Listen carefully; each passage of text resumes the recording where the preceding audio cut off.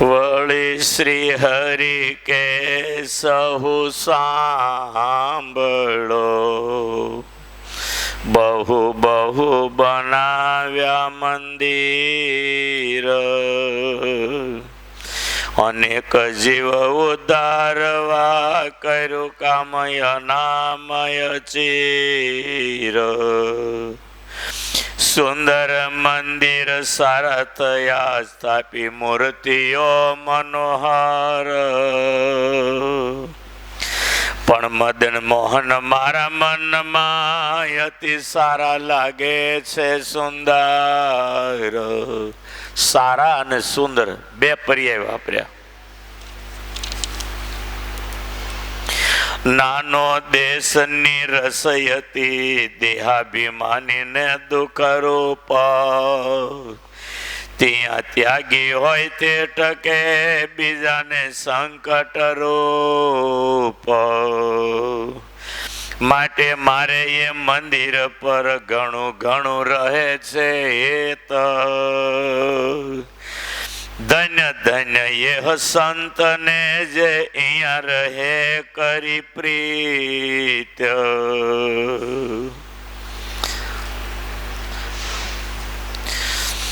મારે વચન જે અહીંયા રહે છે રે, સુખા દુઃખ શરીર સહે છે રે. એકા મને કરવાને રાજી રે, નથી રાખી શરીર શું સાજી રે. એ સંત બીજા સંત જે હરે, બરોબર માનું કે માતે હરે. હોય બરોબર બેઉ જ્યારે રે, ત્યારે તમ ઘણું ઘેર મારે રે. એ બેને જો હરખા માનું ને તો ત્યારે તમ ઘણું ઘેર, મારે ઘેરે તમ બહુ, તમ એટલે અંધારું, તો અંધેર કહેવાય. બે હરખું માનું તો, એટલે હરખું તો નથી એમ. હોય બરોબર બેહો જ્યારે રે, ત્યારે તમ ઘણું ઘેર મારે રે. પણ એમ જાણશો માં કોઈ રે, જે ત્યાગ વાલો મને નય રે. હું બહુ મોટી મોટી ભક્તિની વાતો કરું, તમે એવું ન માનતા કે મને ત્યાગ વાલો નથી. ત્યાગ પણ મને બહુ વાલો છે, અને ન્યા રહીને ત્યાગી હોય ટકે એટલે એ મને વાલા લાગે છે એમ કે છે. પણ એમ જાણશો માં કોઈ રે, જે ત્યાગ વાલો મને નય રે. માટે સેજે સેજે તપ થાય રે, એવો છે જો એ મંદિર માય રે. એવા સંતને જમાડશે જે હરે, મોટા સુખને પામશે તે હરે. બીજા જગતના જમાડે કરોડ રે, તો એ આવે નહીં એની જોડ રે. આ ફળ જોતું હોય ને ધોલેરા રસોઈ આપવા જવાનું. વડતાલ રસોઈ આપો ને તો 30,000 થાય, 25,000 થાય. ધોલેરા 4 રસોઈ થાય એટલે 4 કરોડ થયા. 4 કરોડ રસોઈ થઈ, તમારે જીવો ત્યાં સુધીની જમા થઈ જાય. બીજા જગતના જમાડે કરોડ રે, તો એ આવે નહીં એની જોડ રે. કારણ કે ગરીબ દેશ હતો ને એટલે આવું કહે ને તો થોડુંક ત્યાં વધારે લોકો આપે, નહીતર સાધુના રોટલા કેમ કાઢવા. જોકે અત્યારે જ બધી હરખું થઈ ગયું છે. પહેલાં તો રોટલા નહોતા નીકળતા, મહારાજ વખતે 500 700 સાધુ હતા એક એક મંદિરમાં, અમદાવાદમાં, ગરડામાં, વડતાલમાં. તેથી રોટલા નહોતા નીકળતા. એટલે આવો મહિમા કે તો લોકો આપે એટલે લોકોને ભલું થાય, મંદિરના રોટલા નીકળે, બે કામ થાય ને. હે, આ લગ્નમાં કેટલું હલાડ ઘાલી દીધું છે. જો લગ્નમાં હોનીના રોટલા નીકળે, કારણ કે દાગીના કરાવવા પડે, પછી માણેક થમ કરાવવો પડે, હુતારના રોટલા નીકળે, મોસી દરજી હારા બૂટ કરાવવો પડે વરાજા માટે એટલે મોસીના રોટલા નીકળે, હારા કપડાં કરાવવા પડે એટલે દરજીના રોટલા નીકળે, વિધિ કરાવવો પડે એટલે બ્રાહ્મણના રોટલા નીકળે, વય શુદ્રમાં એ બધાયના રોટલા નીકળે. એટલે લગ્નનો આવો વિધિ શાસ્ત્રકારો ગાલી દીધો છે. નકરા બે જણા સામે સામે હાર પહેરી લે તો કોને રોટલા નીકળે? એટલે આ બધું શાસ્ત્રકારોએ એટલું બધું વિધાન સરસ કર્યું છે ને, પણ આપણને કોઈને ખબર નથી. આ લગ્નમાં ગંધિયાણાવાળાની દુકાને કેટલો ફાયદો, લગ્નનું સીધું લાવે, તેલ વાળો ને, ઘી વાળો ને, દાળ વાળો ને, ચોખા વાળો ને, લીલા શાકભાજી વાળો ને, બધાને કમાણી લગ્નમાં થાય. બીજા જગત ન જમાડે ક્રોડ રે તો એ આવે નહીં અને જોડ રે, એને પૂજે ઓઢાડે અંબર રે. અંબર એટલે કપડું, કપડું એટલે ધોતિયા. એને પૂજે ઓઢાડે અંબર રે, વળે પાયે લાગે જોડે કર રે. પાસે બેહીને હાથ જોડીને પગે લાગે ને તો એનું કામ થઈ જાય. ધોલેરાના સાધુનો મહિમા કીધો. તે તો જન જાય બ્રહ્મ મોલ રે, સત્ય માનજો મારો છે કોલ રે. એક મોદીનું વચન હોય તો કેટલો એનો પ્રભાવ પડે છે. તો આ સ્વામિનારાયણ ભગવાન પોતે એમ કહે છે કે મારો કોલ છે આ. એમ કોઈ પણ એ ધોલેરાના સાધુને પૂછે એટલે એ ધામમાં જવાનો, બ્રહ્મહોલમાં એ નક્કી વાત છે, એને ધોતી ઓઢાડશે ને ધામમાં જવા. આમ તો બધાએ હરિભક્તે નક્કી રાખવું જોઈએ કે 12 મહિને એક વખત 5 બ્રાહ્મણ આપણે ઘરે જમવા જ જોઈએ. 12 મહિને એક વખત 5 સાધુ આપણે ઘરે જમવા જોઈએ. અને 12 મહિને એકવાર 2 કે 3 સાધુને ધોતિયા ઓઢાડવા જોઈએ. આ એક જવાબદારી મોટી છે. ધર્માદો કાઢવાનો કયો, આ બધું હું કામ કીધું? સ્વામિનારાયણ ભિખારી હતા ને એને ત્યાં ખોટ છે એટલે નહીં, પણ મંદિરનો વ્યવહાર હાલે તમે સુખી થાવ, તમારું તમે ભાગ કાઢો એટલે પાછળનું દ્રવ્ય છે ને વાઈટ થઈ જાય. જેમ ટેક્સ ભરો પછી ગમે એટલો રૂપિયો હોય પાછળ બધો વાઈટ થઈ જાય કે નહીં, પછી સરકારનો બાપ આવે ને તો તમને કાંઈ ન કહીએ કે જો ટેક્સ ભર્યો હોય તો.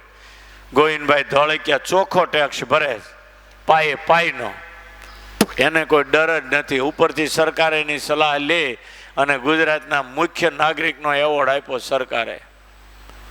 પાયે પાયનો ટેક્સ.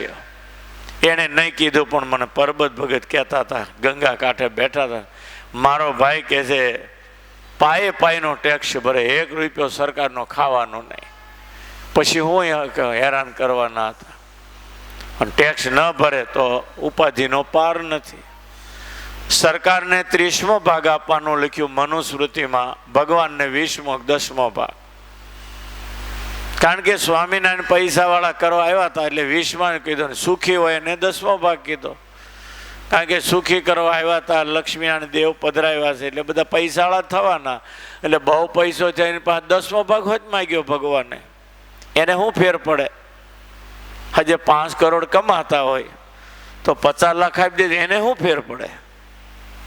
5 કરોડ ભગવાને આપ્યા ત્યારે તમારે 50 લાખ આપવાના, તમારે ઘરમાં જ કાઢીને ક્યાં આપવાના? ન આપે તો વળખાવ રોટલાય નીકળતા નથી ને ઉઠી જાવ ગાંઠિયા સુરત મૂકીને ભાગી પણ જવું પડે. ત્યારે કોણ કહેવા જાવ છો? આ તો રોકડી વાત ભગવાન પાસે, આપે તો આપવાના છે.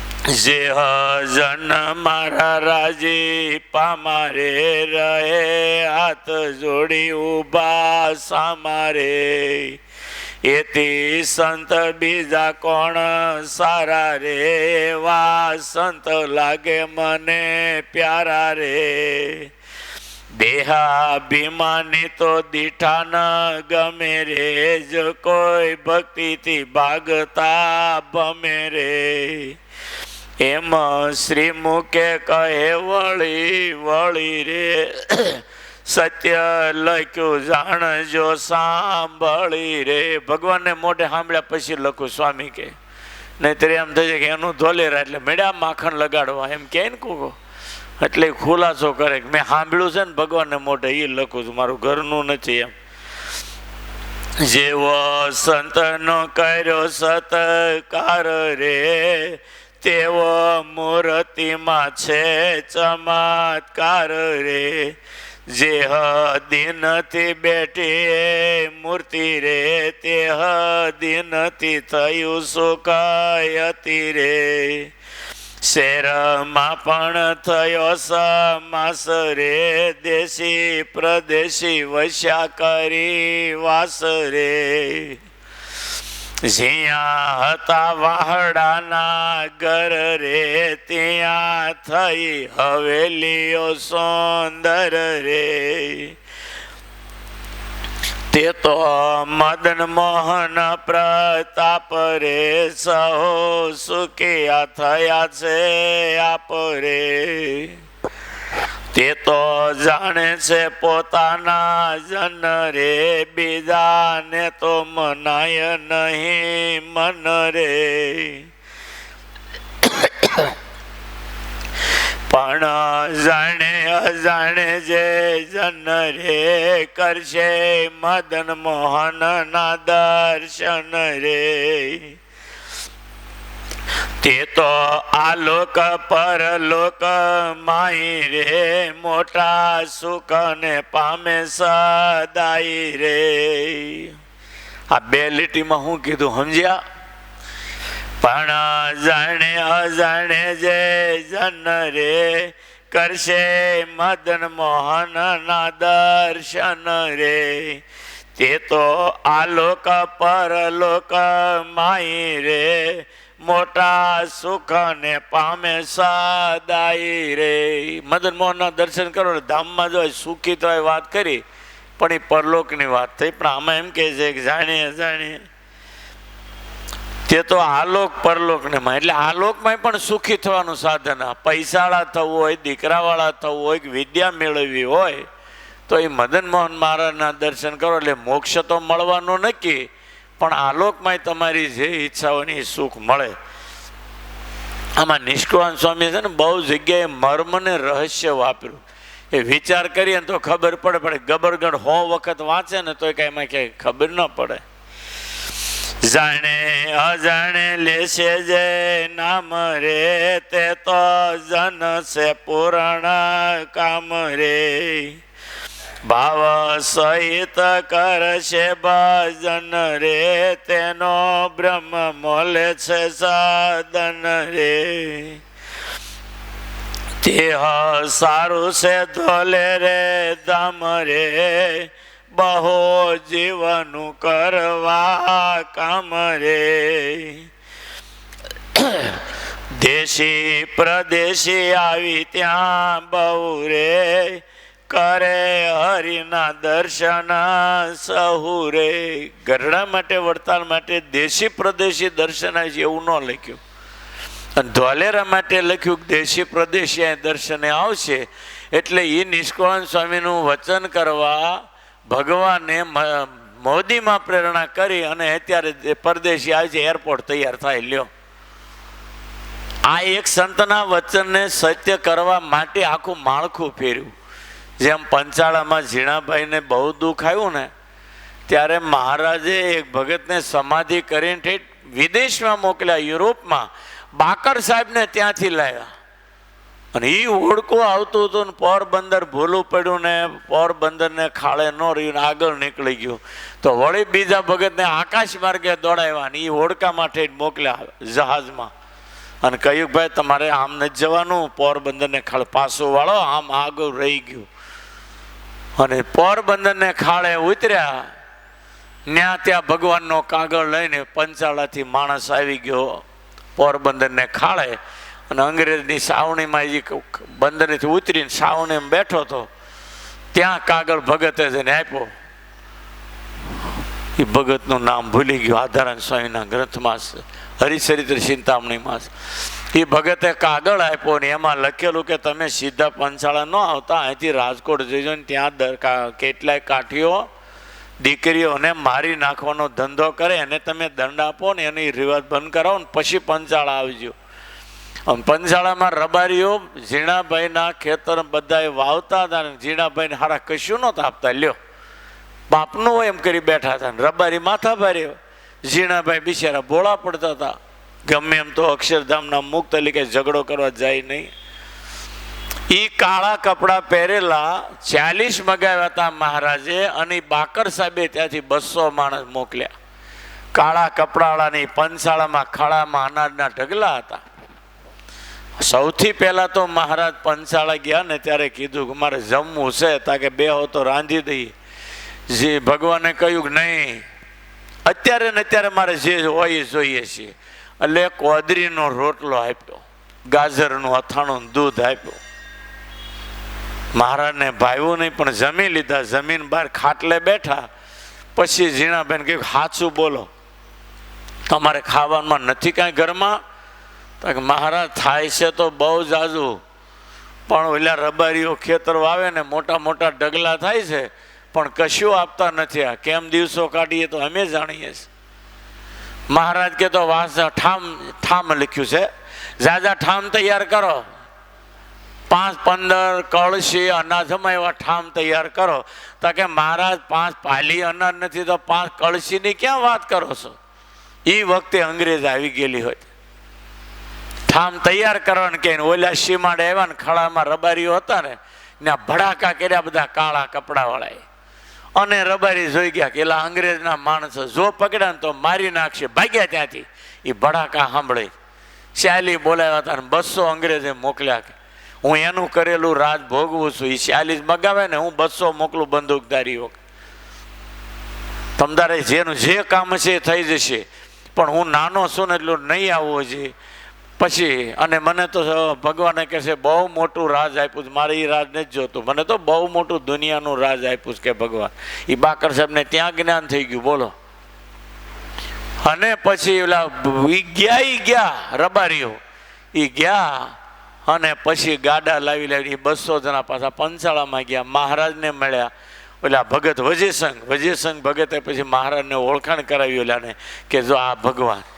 પછી બધા પગે લાગ્યા કે અમને બાકર સાહેબે મોકલ્યા છે અને હવે તમે ચિંતા ન કરતા. એ રબારી ગયા, હવે આ જન્મે પગ નહીં મૂકે અને ગાડા મોકલીને અનાજ મગાવી લ્યો. અને મહારાજ બોલ્યા હતા મર્મમાં કે ઠામ તૈયાર રાખજો 5-15 કળશીના. ત્યારે ઝીણાભાઈ કે મહારાજ 5-5 માણાય નથી તો કળશીનું ક્યાંથી વાસણ તૈયાર રાખવા? અને ત્યાં ગાડા લઈને લઈ આવ્યા, બધું કબજો આવી ગયો ઝીણાભાઈના હાથમાં. અને 5-25 કળશી અનાજ આવી ગયું. અને આ રીતે ઝીણાભાઈનું કામ ભગવાને કર્યું. એટલે મહારાજ આપણે એટલી બધી ચિંતા કરે, આપણે છે ને ઘણીક વાર ગાંડપણમાં વયા જઈએ. આપણે આપણી ચિંતા કરીએ છીએ ને, પણ આપણી કરતાં આપણી વધારે ચિંતા આપણો મહારાજ કરે છે. પણ આપણને એ ખ્યાલ નથી રહેતો ને, એટલે આપણે ટેન્શનમાં મુકાઈએ છીએ. અને આપણે જ બહુ વધારે ચિંતા કરવા માંડીને આપણે, એટલે ભગવાન તો અહીંયાની ચિંતા કરે એટલે હું વયો જાઉં, મહારાજ ખસી જાય, વધારે દુઃખ આવે. બાકી ભગવાનના ભરોસા ઉપર મૂકો એટલે એ ભગવાન કામ કરે. તમારા ઘરમાં 1.5 વર્ષનો બાબલો હોય, એ તમારા ભરોસે છે, તમે કેટલું ધ્યાન રાખો છો? એ કહે છે તમને જબલું લાવી દો, ઝાંગ્યો લાવી દો. 2 વર્ષના છોકરાએ કોઈ દી તમારી પાસે માગ્યું જબલું ઝાંગ્યું? એ તમારે ચિંતા કરવાની. અને એનો એ 25 વર્ષનો થઈને ઓફિસ ચલાવતો હોય, 2 લાખ કમાતો હોય, પછી એના બાપા કે આને બિચારાને પેન્ટ બુશર્ટ નથી લાવી દઉં. પછી પોતા ઉપર વયો જાય, હું રૂપિયાળો છું, હું લાવી. પછી મા બાપ ચિંતા નથી કરતા, હટી જાય છે. કોઈ ઓફિસ ચલાવે ને બાપા કહે એ તારા કપડાં લાવી દો, તો હું કરીશ? ન કહે પછી, કારણ કે એને અહમ આવી ગયો પોતા ઉપર. જ્યાં સુધી 1.5 વર્ષનો હતો ને મા બાપના ભરોસે જિંદગી હતી, ત્યાં સુધી મા બાપ ધ્યાન રાખતા હતા. પોતા ઉપર આવી જાય એટલે મા બાપ ખસી જાય. પછી હા, તમે બધા બેઠા, તમારા મા બાપ તમારી ચિંતા કરે બુશર્ટની, પેન્ટની, ધોતિયાની, પૂજાની. હા, તમે તમારી રીતે કરી લેવાના છો. અહમ આવી ગયો એટલે હવે મા બાપ હટી ગયા. પૂર્વ પશ્ચિમ ઉત્તર દક્ષિણ રે આવે, ત્યાંથી તણાઈ તત્ક્ષણ રે. 100 યોજનથી આવે જન રે, કરે મદન મોહન ના દર્શન રે. 100 યોજન એટલે મુંબઈથી આવે, મદ્રાસથી આવે, ચેન્નાઈથી આવે, કલકત્તાથી આવે, દિલ્હીથી આવે અને વિદેશમાંથી પણ પરદેશીઓ આવે.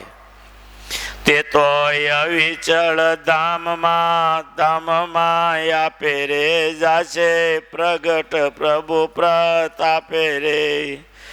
તેમાં સંશય કરશો માં કોઈ રે, હરિ ધારે તે શું ન હોય રે. માટે એ મૂર્તિ દ્વારે કરી રે, જાશે બહુ જીવ ભવ તરી રે. તે સારું કર્યું છે મહારાજ રે, અમૃત પદ પમાડવા કાજે રે. ઇતિ શ્રી સહજાનંદ સ્વામી શરણ કમળ સેવક નિષ્કુળાન મુનિ વિરચિતે પુરુષોત્તમ પ્રકાશ મધ્ય 37 પ્રકાર. 36મો પ્રકાર ધોલેરાનો અપાર મહિમા ભર્યો. આ કંઠે કરીને આમ ભગવાનની આગળ ગાવ ને એટલે ભગવાનની છાતી ગજ ગજ ફૂલવા માંડ્યો. આપણને ન દેખાય પણ છાતી ફૂલે કરી. ઓકે, આપણે ભલે મૂર્તિના દર્શન કરીએ પણ જે મૂર્તિની આંખો છે ને એમાંથી આપણને મૂર્તિ માન દેખે છે કે આ જીવ મારી સામે આવીને ઊભો છે. એ બધી ભગવાનને 110% ખબર છે. થોડોક આપણને એટલો વિશ્વાસ બેહવો જોઈએ. જ્યાં જ્યાં શિખરબંધ મંદિરોમાં આચાર્ય મહારાજે પ્રતિષ્ઠા કરી એ મંદિરમાં દર્શને જાઓ, તમને ભલે મૂર્તિ દેખાય, બાકી આંખેથી આપણને 100% જોવે છે ને એટલે કહીએ કે મૂર્તિમાન છે. બસ શ્રદ્ધા ને વિશ્વાસ હોવો જોઈએ. ગોળ નાખે એવું ગળ્યું થાય. જેવો ભાવ રાખશો એવું ફળ મળશે. બાકી ભગવાન આપણને સુખી કરવા આવ્યા છે એટલી વાત તો હાવ સાચી. આજ્ઞા પાળીએ એટલે સુખી થવાના, આજ્ઞા લોપી એટલે દુઃખી થવાના. પ્રાઇમ ધીમો પડે એટલે સમજવું જોઈએ ગમે ત્યાંથી અવાજ લીક થાય છે. એમ આજ્ઞા લોપાય એટલે દુઃખ આવે એટલે ખબર પડે ગમે ત્યાં આજ્ઞા લોપાય છે, નહીતર દુઃખ આવે જ નહીં.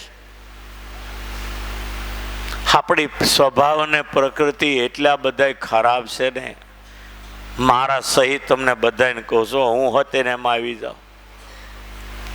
જેના તેના દોષ જેવા, જેનું તેનું વાકું બોલવું અને જે તે દુઃખી થાય ત્યારે આપણે રાજી થવું, આ એક ઈર્ષ્યાની નિશાની છે. ઓકે, જેની હારે ન બનતું હોય અને એ દુઃખી થાય અને જરાક આપણે રાજી થયા ને એટલે સમજી લેવું કે આપણામાં ઈર્ષ્યા છે.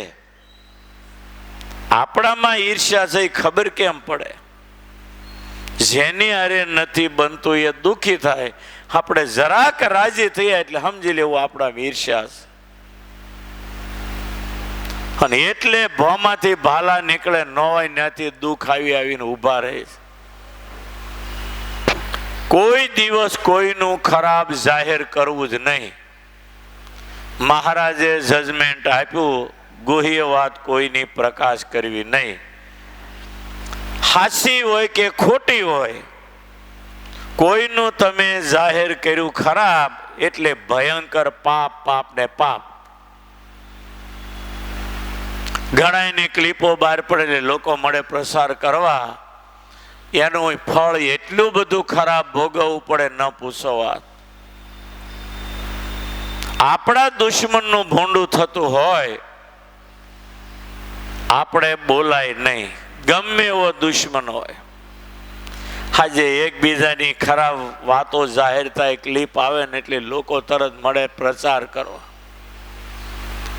વગર ધંધે ધંધો મળે કરવા. આ વસ્તુ આપણા જીવનમાં બનવી ન જોઈએ. આ દુઃખ આવવાનું એક જ કારણ, બીજાનું ખરાબ ઈચ્છીએ છીએ એટલે દુઃખ આવે, બાકી જિંદગીમાં કોઈ દી દુઃખ આવે નહીં. અને સ્વામિનારાયણ સંપ્રદાયનું એ જજમેન્ટ એવું છે કે આપણે કોઈનું ખરાબ બોલ્યા એટલે બીજું આપણું ખરાબ બોલવાનું. આપણે કોઈનું ખરાબ ન બોલીએ એટલે આપણું કોઈ ખરાબ બોલવાના નહીં. યુધિષ્ઠિર અજાત શત્રુ હતા, દુર્યોધન એનું કોઈ દી વાકું નથી બોલ્યો. આમ જનરલ બોલે પાંડવો માટે, પણ યુધિષ્ઠિર માટે કોઈ દી ઓલો બોલી શકતો નહીં. ક્યાંથી બોલે? આ કોઈનું બોલતા જ નહોતા ખરાબ. બાકી દુઃખ આવવાનું કારણ એક જ છે, બીજાને ખરાબ કીધો એટલે એ આપણને ખરાબ કહેવાનું ને આપણને દુઃખ આવવાનું ને આવવાનું. વચ્ચે તો નહીં બધી એકબીજાની ક્લિપોનો એટલો પ્રસાર કરે મોબાઈલમાં લોકો. કોઈનું ખરાબ સાંભળે ને આવે ને એટલે તરત મળે જેને તેને મોકલવા. એટલી બધી ગદ્દારી કહેવાય આ સત્સંગમાં. કોઈની હારી વાત હોય તો જાહેર કરવી, દુશ્મનની હારી વાત હોય તો જાહેર કરવી, પણ ખરાબ વાતો દુશ્મનની કોઈ દી જાહેર ન કરવી. બાબુ પૂજામાં એ ગુણ મોટો હતો કે દુશ્મન નહીં પણ એ ખોટી વાત ન કહે, સલાહ હાસી આપે. પોતાનો હોય તોય ભલે ને વિરોધી હોય તોય ભલે. મારે ઘણી વાર એની પાસે એવી ચર્ચા થતી, દુશ્મને કોઈ દી કે સલાહ મોડી આપવી નહીં. બાકી એની પાસે ઘણી કળાઓ હતી. જો કાપડનો ધંધો કરેલો, હોનીનો ધંધો કરેલો, ખેતીનો ધંધો કરેલો, કંદોઈનો ધંધો કરેલો, હીરાનો ધંધો કરેલો અને એન્જિનિયરનો ધંધો કરેલો. આ મંદિર આખું એને બનાવ્યું, મને કાંઈ ખબર નથી. પકડું ઢીકડું પૂછડું મને એક રતીવા ખબર નથી. પૂછે ખરા મને, સ્વામી આનું આમ કર્યું હોય તો? મેં તો તમને કેમ લાગે કે એ બરાબર થાય તો કરો તમે તારે. બાકી મને કાંઈ ખબર પડતી નથી. પૈસા ભેગા કરીને આપીએ ને એ કામ કર્યા કરે. એટલે કોઈનું ખરાબ ન બોલવું એટલું જો નિયમ લઈ લઈએ તો આપણી જિંદગીમાંથી 75% તો 100% દુઃખ ઓછા થાય ને થાય. એમાં 1% એ ખોટું નથી કહેતો. મારે આજે ઓધા દાદા ન બનતું હોય ને એ દુઃખી થાય તું રાજી થાવ, એ લાગનો જ હતો. ન બોલીએ કઈ નહીં, પણ આમ જરાક રાજી થઈએ ને એટલે સમજવું કે આપણામાં ઈર્ષ્યા છે. અને આ કાંઈ બધા ઉપરથી પડેલા નથી, ઉપરથી આવેલા એ બાખડેલા છે. આપણે જાણીએ સત્સંગમાં આનંદ આપણે હું નામ મગનીરામ દેવી વાળા અક્ષરધામના મુક્ત હતા, પણ સ્વામિનારાયણ અમે કેટલું સાથી કાઢીને બોલી ગયા, પછી ઠેકાણે આવી ગયા. પણ આ લોક એવો છે તમારી પાસે ભૂલ કરાવી છે, તો આપણે કઈ ઉપરથી આવેલા નથી. કોઈનું ખરાબ ન બોલીએ એટલે આપણું કોઈ દી ખરાબ થાય જ નહીં. એટલે એવું ખાસ માણસે શીખવાની જરૂર કે જેની હારે આપણે ન બનતું હોય એની સવારે એક માળા કરીને ભગવાનને પ્રાર્થના કરવી કે મારે જેની હારે નથી બનતું એને મારી હારે નથી બનતું ને એનું એ ભગવાન તું ભલું કરજે. અને આટલી જો હૃદયથી પ્રાર્થના કરશું ને તો એ તમારું જે વાંકો બોલતો હશે ને એ તરત અટકી જશે. આ બહુ વિચારવા જેવો પ્રશ્ન. આ આપણા વ્યવહારમાં દુઃખ આવવાનો આ એક જ મેન પોઈન્ટ છે. આમાં જો સુધારો થઈ જાય જિંદગીમાં કોઈ દી દુઃખ ન આવે એની ગેરંટી. મનુષ્ય માત્ર ભૂલને પાત્ર. હું કહું ડાયાભાઈ 7 જણને નડ્યા કરે, નકામા માણસ છે. પણ હું કહું છું એ 7 જણને નડે છે નકામા છે, પણ બીજા 75 ને કામ ના હોય મને થોડી ખબર છે. 7 જણને નડે પણ એ 75 માણસ માટે કામના છે. એમ આપણે જોયા જાણ્યા વગર બોલી નાખી. મારે મતે ખરાબ છે પણ બીજાને મતે કેટલા હારા છે એ મને ક્યાં ખબર છે. એટલે આવું જો ઝીણું ઝીણું વિચારીએ ને તો આપણી જિંદગીમાંથી કેટલો ભાર ઓછો થઈ જાય એમ છે. ઘણીક વાર આપણે બોલી નાખીએ અને ઘણા નવરા બેઠા આ ધંધો કરતા હોય એટલે કહેવત પડી નવરા બેઠા નખો જ કાઢે. ગામડામાં હતું પેલા, અત્યારે ને એમ બેઠા હોય ને એમ કાંઈ ગણતું ન હોય કોઈ. 4 જણ એ નરેન્દ્ર મોદી તો નકામો છે, નાકે નાકે બેઠા હોય ને. હવે એ તો ઓલો આમ છે. હવે સોનિયા ગાંધીને જોઈ ન હોય, નરેન્દ્ર મોદીને જોઈને બેઠા બેઠા એની કાપતા હોય, કાંઈ લેવા દેવા ન હોય. કા પત્તા ટીપતા હોય કા કાપતા હોય. એટલે આ છે ને બધા દુઃખને ખોતરીને ઊભા કરવાના નિશાનો છે બધા. શ્રીજી મહારાજે અમારા સાધુના ધર્મમાં લખ્યું, કોઈ માર મારે, ગાળ દે, તાડન કરે, તિરસ્કાર કરે તો સામે મારવું નહીં, ગાળ દેવી નહીં, એનું ભૂંડું થાય એવો સંકલ્પ ન કરવો, અને ઉપરથી દાટો માર્યો કે એનું જેમ હિત થાય એવી ભગવાનને પ્રાર્થના કરવી, મનમાં ચિંતન કરવું. આ મહારાજે હું કરવા કીધું છે. અને હંમેશા મોટા માણસની મહાનતા મર્દાનગી એ જ છે કે નાના માણસને કે ખોટા માણસને ખરાબ નો કે નાના માણસને મોટો હારો કે એવી મોટાઈ એકે નથી. એટલે ખાસ તો આપણે બધાને, હું એમ આવી જાઉં ક્યારેક ઓઈલો નકામો તો મારી મોટામાં મોટી ભૂલ તમારી કરતા કહેવાય. એટલે આ બધું જો શીખાઈ જાય ને તો સંસારમાં કેટલો ભાર ઉતરી જાય એમ છે. મહારાજ સુખી કરવા આવ્યા છે એ 100% હાચી વાત, પણ આપણે ખોતરી ખોતરીને બહાર કાઢીએ છીએ. દુઃખના ડાબ ઉગે છે એમાં ભૂલ આપણી છે. કોઈ દિવસ કોઈને ખરાબ ન કહેવા, અને જે આપણામાં જેની હારે ન બનતું હોય એની રોજ ભગવાનને પ્રાર્થના કરો કે મહારાજ એને સદબુદ્ધિ આપો, એ હારો હારો સત્સંગમાં સારું જીવન જીવે અને લોકોને ટેકારૂપ થાય અને તમારું ભજન કરે, તમારા સત્સંગની ખૂબ સેવા કરે એવી પ્રાર્થના કરો ને એને સદબુદ્ધિ આપો. બાકી આપણે બધા એક હરખા છીએ. મને 5 જણા બહુ સારો કહેતા છે, 5 જણા ખરાબે કહેતા છે. હું કઈ ઉપરથી આવેલો નથી. આપણે મનુષ્ય માત્ર ભૂલને પાત્ર કહેવત જાણીએ છીએ. નરનારાયણ દેવ સિવાય કોઈ બ્રહ્મચારી નથી. આ સબ કાંકરા કાઢી જજમેન્ટ તો સ્વામિનારાયણ ભગવાને વચનામૃતમાં આપ્યું, તો બધા શિનાળિયા છે. પણ માણસ એટલે ક્યાંક ભૂલ થઈ હોય અને એટલે સ્વામિનારાયણ ભગવાનને બોલવું પડ્યું કે નરનારાયણ દેવ સિવાય કોઈ બ્રહ્મચારી નથી. એક જ નરનારાયણ દેવ માટે હારા હારાનું પત્તું કાપી નાખ્યું. આ મહારાજની વિચારધારા કેટલી ઊંચી છે તમે વિચાર કરો. એટલે આજથી આપણે એવો નિયમ લઈએ, જે ખરાબ આપણે જેને નથી બનતું એની પ્રાર્થના ચોક્કસ પૂજામાં ભગવાનને કરો કે એને સદબુદ્ધિ આપો, એને આથી હારા કામ થાય, એ ભજન કરે, સત્સંગની સેવા કરે ને અંતે એને મહારાજ ધામમાં લઈ જજો. આટલું તમારી હારે જેટલાને ન બનતું હોય, મારી હારે કેટલાને અણગમો હોય એ મને ખબર જ હોય, 5-7-10 જણનો, મારે એની પ્રાર્થના કરવાની. એમ બધાએ આવું શીખો. તમારી માથેથી 75% ભાર ઉતરી જશે અને તમારું જીવન હળવું ફૂલ જેવું થઈ જશે. બાકી બધાયમાં આવું હોય છે, બધાયમાં ભૂલ્યો હોય, પણ જો સત્સંગમાં આવું શીખશું તો આનો લાભ આપણને બહુ સરસ મળશે અને આપણું ટેન્શન વગરનું જીવન થઈ જશે અને ભગવાન પણ બહુ રાજી થશે. માટે આવું શીખવા જેવું ખરું. આવી બધાને મારી ભલામણ છે. સહજાન સ્વામી મહારાજની જય.